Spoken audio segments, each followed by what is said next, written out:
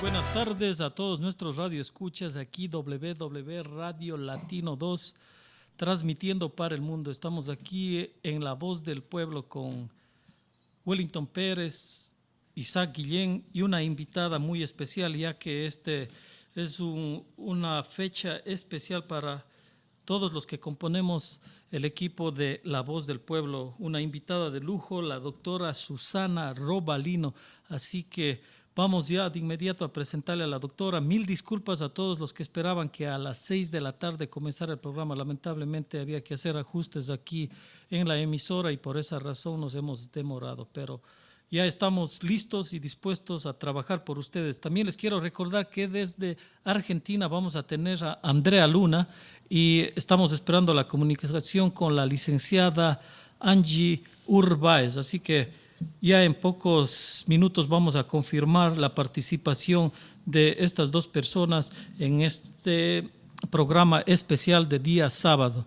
Muy buenas tardes, doctora Susana Robalino. Muchas gracias y muy amable por estar aquí en la emisora.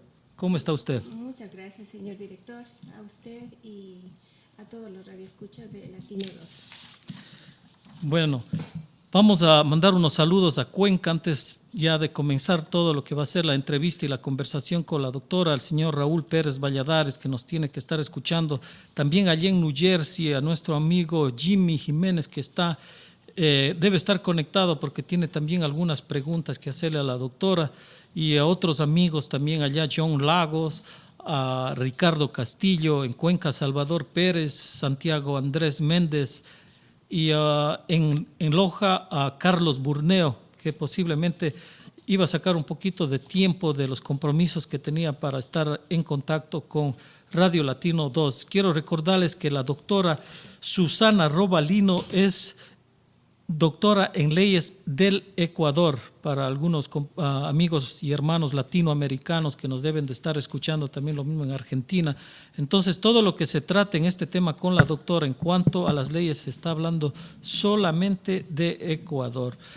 Sí, doctora, ahora sí vamos a dar comienzo. ¿Nos pudiera decir cuántos años tiene usted de haber realizado esta profesión tan distinguida de abogada allá en el Ecuador, y también me comentaba que de juez? Muchísimas gracias. Yo soy graduada de doctora en jurisprudencia desde el año de 1985. Mi tesis la hice en materia penal y pues ya han transcurrido 26 años, de los cuales la mayoría he pasado en libre ejercicio en todas las áreas, y también he ocupado el cargo de jueza de inquilinato y de jueza de lo penal de Pichincha por 2 ocasiones, de tal manera que he estado pues dentro y fuera de la función judicial. Qué bien. ¿Cuántos años estuvo usted al frente como jueza de inquilinato y cuántos años como jueza de asuntos penales allá en el Ecuador? En el juzgado de inquilinato estuve aproximadamente 2 años, y en el juzgado penal de Pichincha estuve un tiempo igual. Para nuestros radioescuchas, que a veces nos quedan ciertas dudas, ¿no? Porque el desconocimiento es parte de ello. ¿Cómo usted o cómo un abogado en el Ecuador puede acceder a ser un juez? ¿Es por su capacidad en el estudio? ¿Es por, en el tiempo que ahora son por méritos? Tal vez usted nos podría informar eso para algunos hermanos ecuatorianos que son abogados y dice, bueno, mi ilusión también quisiera ser un juez. Bueno, particularmente yo entré, gracias a Dios, por méritos. Principalmente hay que cumplir ciertos requisitos para ser calificados como jueces. Entre ellos, principalmente, son 15 años de profesión en libre ejercicio. De tal manera que le califican, a mí me han hecho una evaluación y yo fui elegida por el Consejo en Pleno de la Corte Superior de Justicia. Wow. Qué bien, doctora. Pues ahí está una digna dama ecuatoriana, pues que a través de su sacrificio, su esfuerzo, ha conseguido todos estos méritos, ¿no? El ser juez de nuestro país no es nada fácil, hay que trabajar con el sistema, ¿no? Un sistema un poquito complicado desde hace muchos años, que si no son las grandes familias de nuestro país, ahora con todo esto que está pasando con nuestro presidente, se supone o se dice, ¿no? Se dice por ahí que también los medios de comunicación eran muy influyentes en cuanto a las decisiones que también se tomaban en nuestro país. Pero vamos a comenzar con el tema en sí, porque nuestros hermanos ecuatorianos pues me han dejado saber ciertas inquietudes que tienen y con el conocimiento vasto que usted ha adquirido en todos los años de su profesión, creo que les podrá dar una guía, ¿no? Porque realmente tienen que ustedes tomar en cuenta que la doctora desde acá pues es imposible a control remoto manejar las cosas, o sea, se va a dar una pequeña guía de lo que ustedes pueden hacer en el Ecuador con un abogado que les represente, obviamente, ¿no? Entonces, así vamos a funcionar. Este es un compatriota, la mayor parte de ellos me pidieron que por favor no diga de qué ciudad son, sino que son ecuatorianos. Juan Campoverde dice primero: rento una casa desde hace 12 años. No tengo un contrato de arrendamiento porque son mi familia. Ellos pagan todo lo que se respecta a gastos de la casa. ¿Cuáles pueden ser las consecuencias de seguir rentando de esta forma? Sí, el señor Cando, me decía usted. Campoverde, Juan Campoverde. Está arrendado y su inquilino está ya por 12 años sin tener contrato de arrendamiento. Él podría presentar cualquier momento un desahucio, que quiere decir dar por terminado ese contrato, aunque no esté en forma escrita, pero se entiende que hay esa relación de inquilino y arrendador. De tal manera que si no tuviera ese contrato y la gente no quiere salir en forma extrajudicial, tendrá que demandarlos obligadamente ante el juzgado de inquilinato y puede conseguir un equivalente al contrato de arrendamiento, una declaración juramentada realizada en los juzgados de inquilinato. Y tendrá que demandar y probar de que existe esa relación de inquilino y arrendador.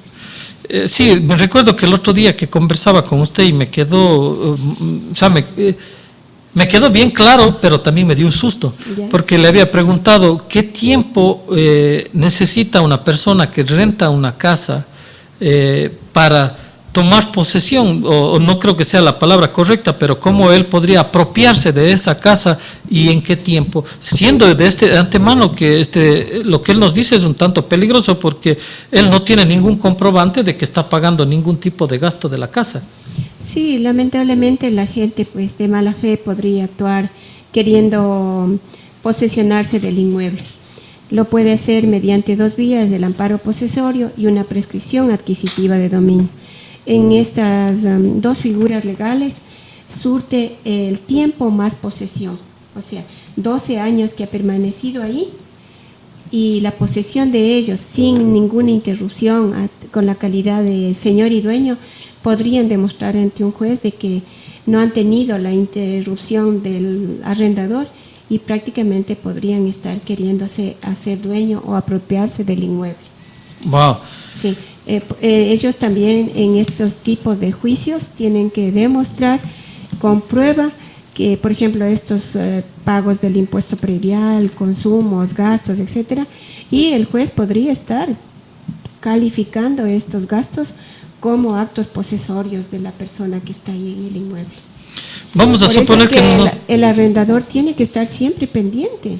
Tiene que estar siempre pendiente de que es su inmueble y estar siempre preocupado, pues, de, en todo caso, haberles hecho un contrato de un menor valor, de pronto haber pactado este tipo de arriendo y a cambio del arriendo que ellos hayan cancelado esos gastos o servicios, y entonces de esa manera, pues, tener la prueba fehaciente y plena de que es arrendatario. Si suponemos un caso, no sean los 12 años, que sean 5 años, los arrendatarios les podrían demandar por todos estos gastos que han adquirido, o sea, que ellos han tenido en estos años que han estado viviendo en esta casa, o podrían poner también números imaginarios y demandarle mejor al dueño de casa, ya que les está poniendo la orden de desahucio. El desahucio es dar por terminado esa relación de inquilino. Supongamos que hubiera transcurrido 5 años, el inquilino, pues en este caso el familiar, si es demandado por el arrendador o el dueño de casa, él también, y si ha habido la mala intención, la mala fe de quedarse ahí, también él va a hacer su defensa y decir que él ha cuidado y ha permanecido en posesión del inmueble. Entonces, dentro de juicio, la una y la otra parte tienen que probar con pruebas suficientes y el juez será el que sentencia cuál tiene la razón. En el caso del arrendador puede probar de que es el legítimo dueño, de que son familiares compartidas de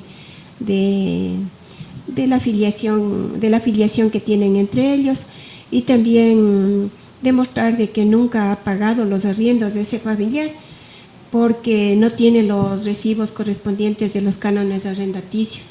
Wow, bueno, pues queda claro a todos nuestros compatriotas ecuatorianos y tal vez en la mayor parte de Sudamérica, pues donde que hay grandes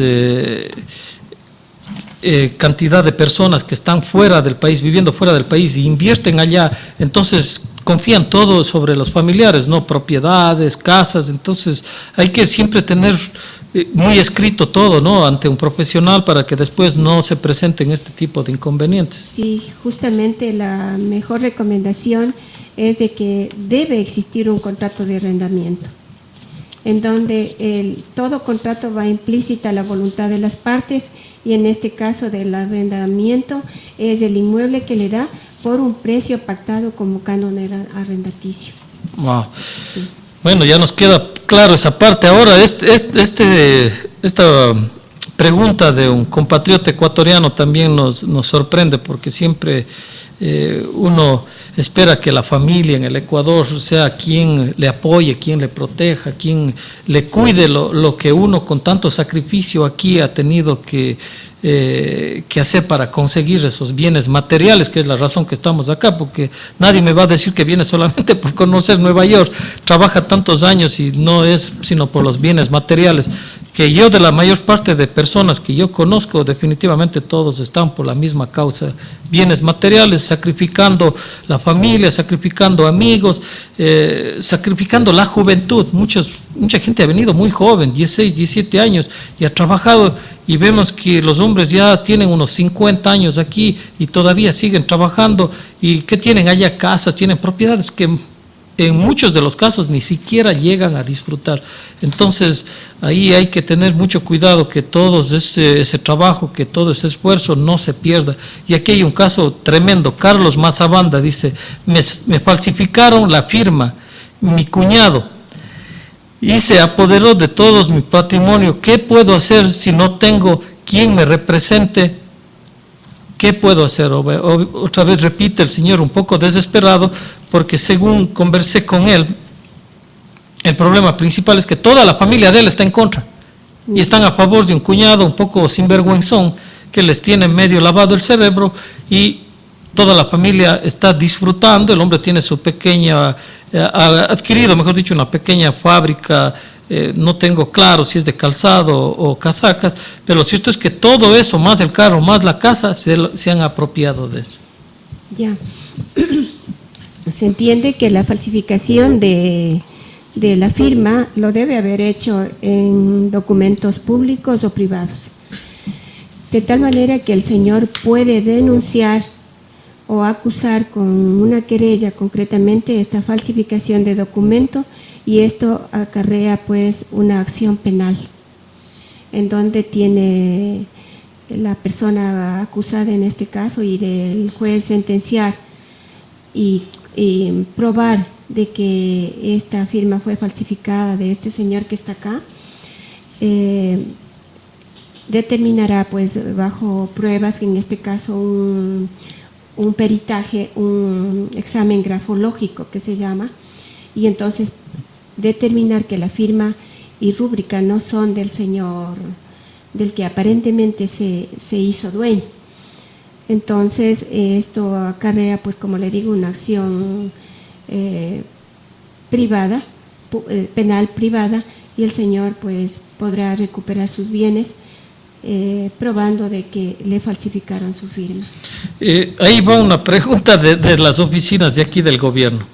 Si el señor no tiene quien le represente, ¿qué papel desempeña el consulado ecuatoriano y la casa del migrante que tanto lo oímos mencionar ya en el Ecuador, tenemos la ministra del Migrante.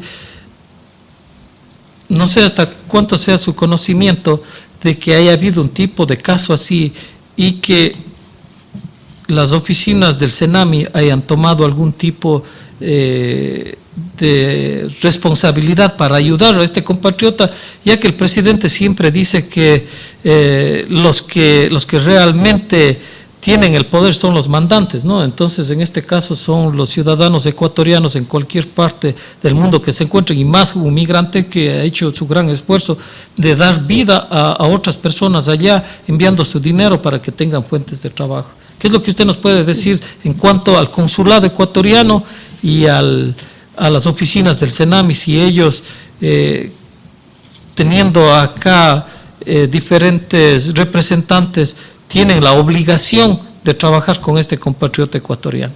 Bueno, la gestión del consulado y del CENAMI conozco que es gestionar todo lo referente a e impulsar la política migratoria. Pero en este caso, por ejemplo, de persona X o B o A, cualquier persona que sea, son casos particulares, de tal manera que el consulado ni el CENAMI podría hacer nada. O sea que por ahí nuestro compatriota ni siquiera se apunte porque no tiene. Bueno, vamos a tomar una pausa musical. Aquí el ingeniero nos dice que una pausa musical. Recuerden, todo esto podrán ver ustedes en YouTube en diferido. Adelante, ingeniero.